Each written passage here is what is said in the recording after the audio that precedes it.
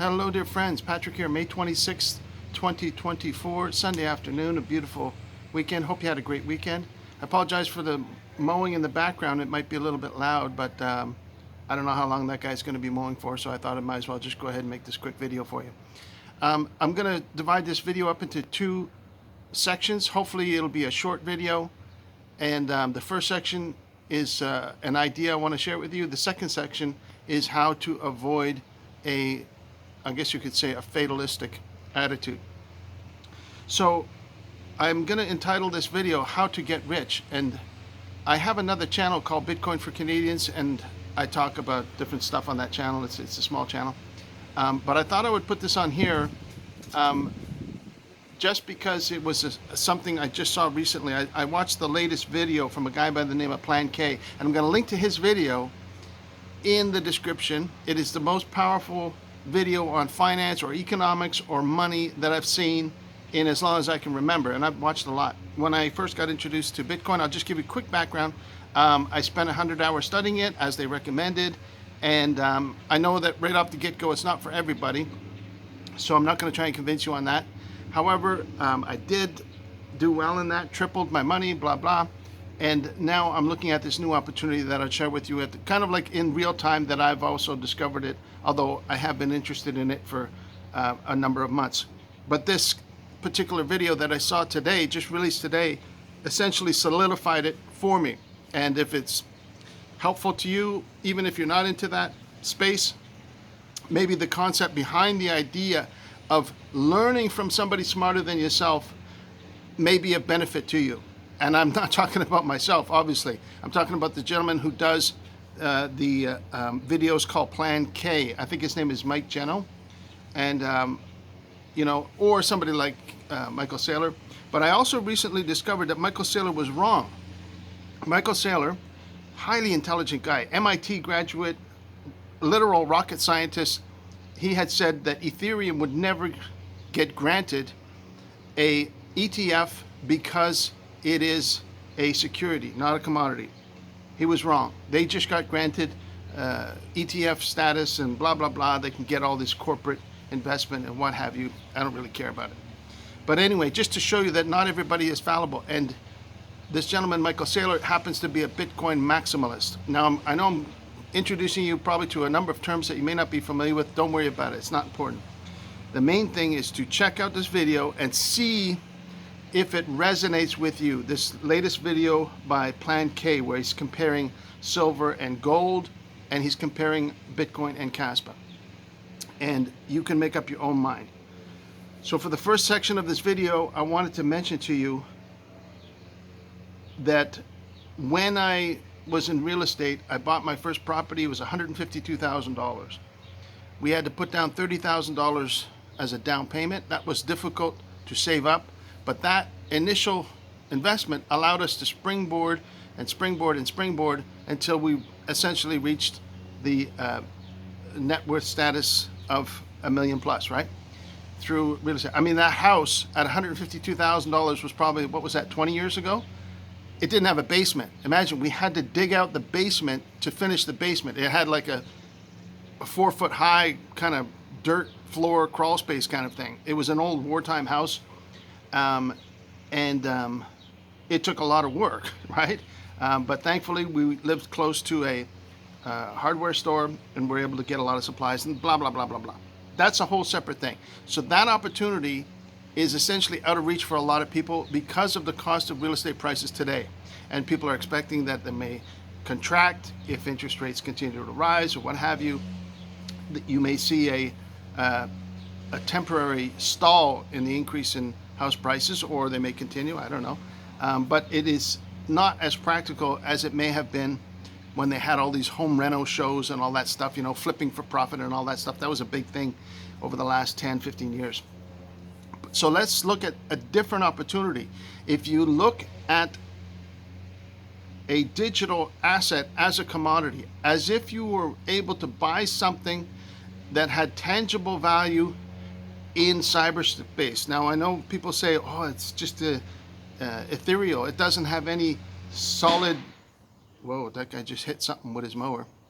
It doesn't have any tangible, it's not, you can't knock on it like gold, you know, it's not physical. How could it have any value? Well, let's just reserve that thought for the moment. Saylor likes to say that it's like having the opportunity to buy real estate in Manhattan in the year 1900. He says that this new cyber currency, whichever one prevails, will retain its value because of limited supply and so on and so forth. Again, I'm not going to try and get you into all the details. But the fact of the matter is that this particular digital currency called Kaspa, currently trading, let's say, around $1. It's actually less than that. But if you were able to put in a small amount, let's say $2,000. I brought my calculator with me in case I need it. Plan K estimates that that'll be worth $100 in 10 years. Now let's just leave for aside the possibility of it going to zero. Can it go to zero? Yes, of course. No risk, no reward. It's a speculation. Can you buy a house and it burns down without insurance? Yes, that's a risk. Can you buy a house and get a tenant that won't pay and you end up having to sell it at a foreclosure sale? It's a possibility. There's a risk in every market. There's a risk in real estate. There's a risk into going into business for yourself. Anyhow, let's get back to the topic at hand. Is it risky? Yes, it is risky. But if this guy is right, and I'm not endorsing it, it's not financial advice, I'm just sharing with you this idea that he shared with me. Is that fair? 10 years, it becomes worth $100 per token, per unit, per Kaspa. Kaspa is divisible into many, many more small units. But for now, let's just deal with the single token per Kaspa, right? How many would you need to have $1 million worth in 10 years? 1 million divided by $100, you would need 10,000 Kaspa. It would cost you $10,000. That's a lot. That's a lot of money to invest, 10 grand into something. But it's not trading at $1. It's only trading at 20 cents right now, Canadian, maybe 14 cents US dollars, real dollars, I guess you could call them. So let's get through this video as quick as we can. So you'd need 10,000 times 20 cents is how much? That's only $2,000 investment.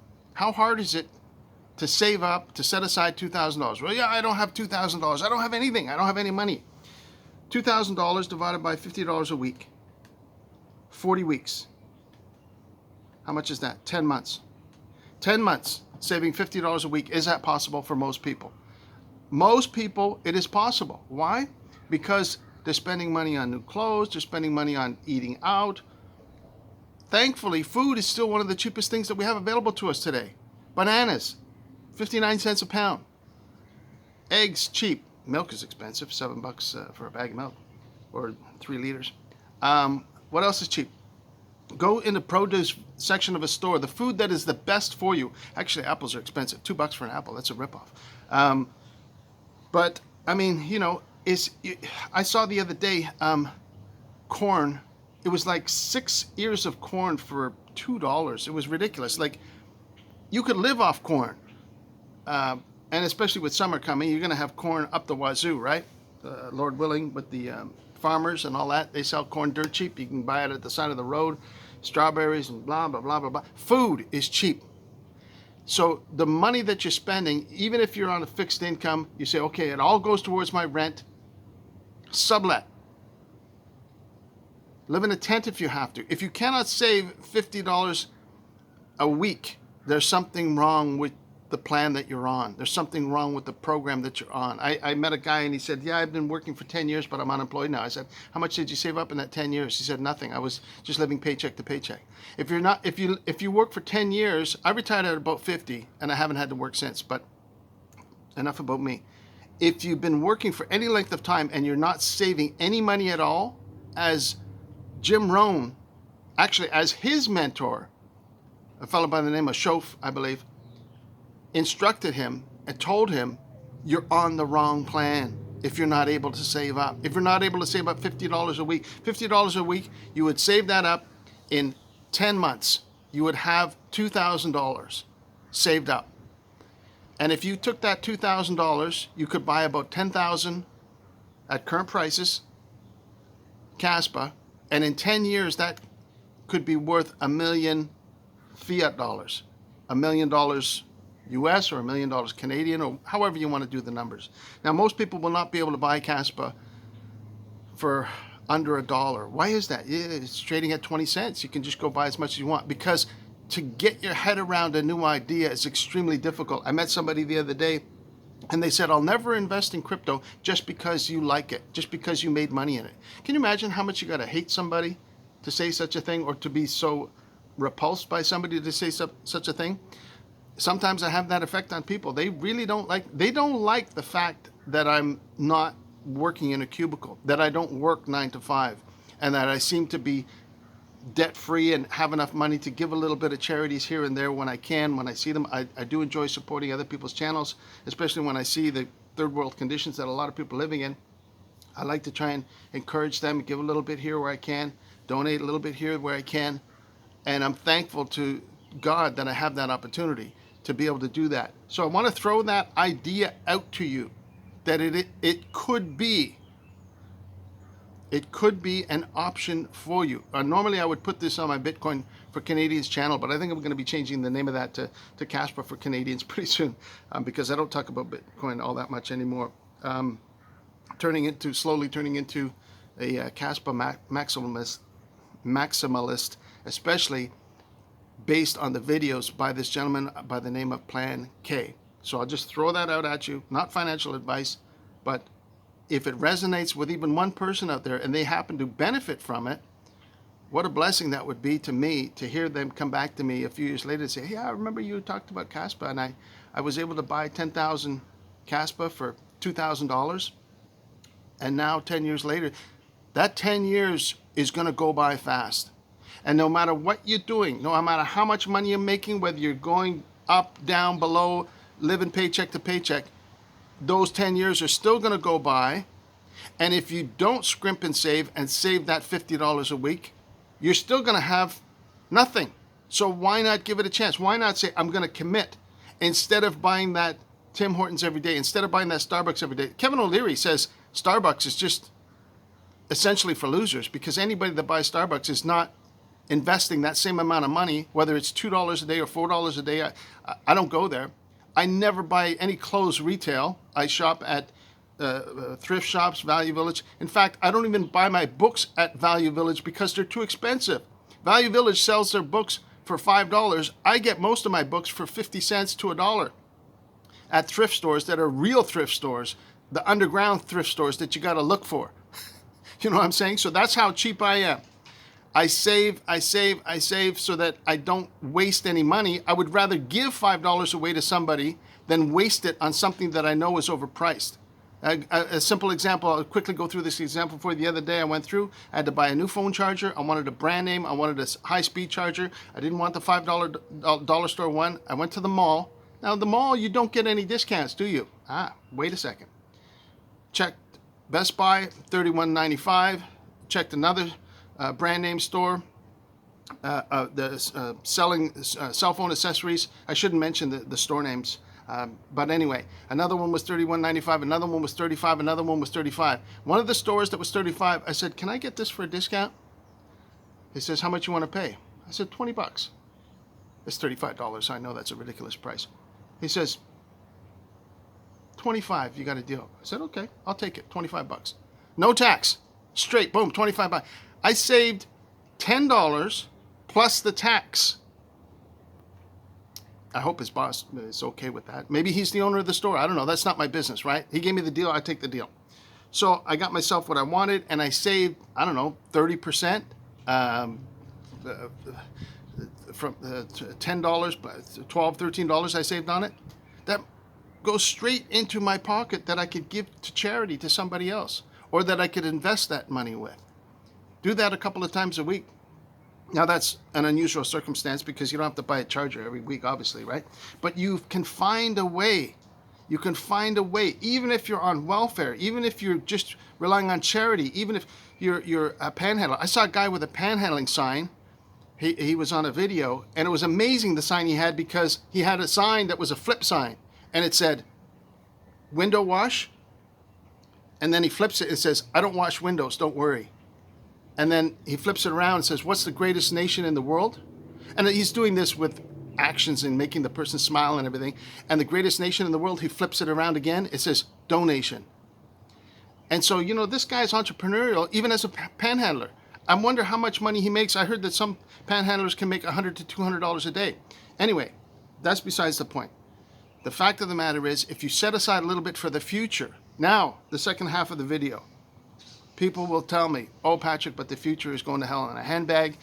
The Antichrist is coming. You know, it's one world currency. It's going to be CBDCs, digital ID, digital currency, all that crap. I know. I hear you, what you're saying, okay? But let me just share one thing with you before I go, as to wind up this video and make it short, is from Revelation chapter 3, okay? Chapter 3, because we know that in the latter part of Revelation, you get the chaos, right?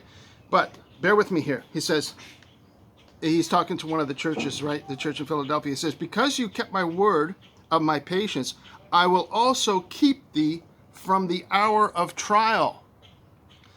I will keep you, where is it here? From the hour of trial, that hour which is to come upon the whole world, to try them that dwell upon the earth. It says, I come quickly. This is Jesus speaking in Revelation, right? The revelation to John of Patmos. You know the story, right? And he goes into all these different visions that he has and all that, right? So imagine that. Jesus is talking and says, because you've kept the word of my patience, I will keep you from the hour of trial. The hour of trial that's going to come upon the whole world. What a blessing that is, right? To imagine the God of the universe, the infinitely huge universe that God has created, and we are infinitely small speck in that universe, that he says he's able to keep us from the hour of trial. He's able to know that each hair on our head is numbered, and you know, I don't have too many left, but praise God, this promise that he has, that he can protect us from these disastrous things that are going to be coming upon the world. And there's other scriptures that talk about preserving people during famine, right? Even Christ referenced them when he said that during the time of the famine, you know, the angel only came to this one particular guy and blah, blah, blah. I'm not going to go into all that details, but the point I'm trying to make is that he can protect us and deliver us.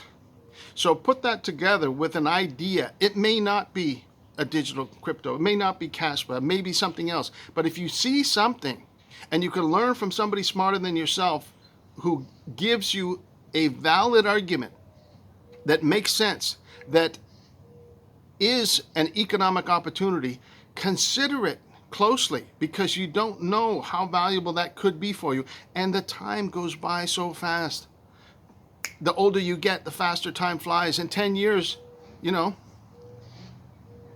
I don't know how long I'm going to be around. I hope I can be around for a while, but I'm trying to build up to pass that on to the next generation or the generation afterwards. It says a righteous man gives an inheritance to his children's children. Isn't that what Solomon said? He said a righteous man gives an inheritance to his children's children. How many people are able to do that today? Very few. Thank you so much for watching. God bless you. Consider it, right? It's trading currently. I'm going to mention this in the video for posterity and come back and look at it later. Kaspa currently trading about 20 cents Canadian, 14 cents US. Anything under $1, you may be ahead of the game. How few people will watch that Plan K video? How few people? I think the last time I looked at it had like 400 views or 1,400 views. I forget. You're in a tiny minority that could benefit from something that will not be seen until 10 years later, right? 10 years after the fact, people always say, oh yeah, I wish I would have bought Apple stock. Oh yeah, I wish I would have bought Amazon stock. Oh yeah, I wish I would have bought Bitcoin when it was $1. Oh yeah, I wish I would have bought a house when it was $100,000. Of course, everybody sees those opportunities in retrospect, in hindsight, right? I hate that phrase, hindsight is whatever. The fact of the matter is that to recognize and understand the current opportunities that are facing you today, ask God to reveal them to you. Jeremiah 29:11 says, I know the plans I have for you, plans to prosper you and give you a future and a hope. What a magnificent promise that is, right? Take those promises to heart that God mentions in his word and say yes to God and say, God, show me what opportunity is good. Maybe this crazy boomer is telling me something that could be a good opportunity. Maybe it's something different. Maybe it's something that hasn't been invented yet. But God can show you, as he says in Revelation, that he can keep you from the hour of trial that's coming upon the whole earth, give you a hope, a future, prosper you, bless you, give you a blessed time while you're walking on this earth. He says, is nothing more pleasant to God than to have a man walk humbly during his time upon this earth, right? To occupy until he comes, to be a blessing to others. I hope that helps. Thank you so much for watching. God bless you. I love you. Spend time with people you love. We'll talk to you again soon, okay? Take care of yourself. Bye-bye for now.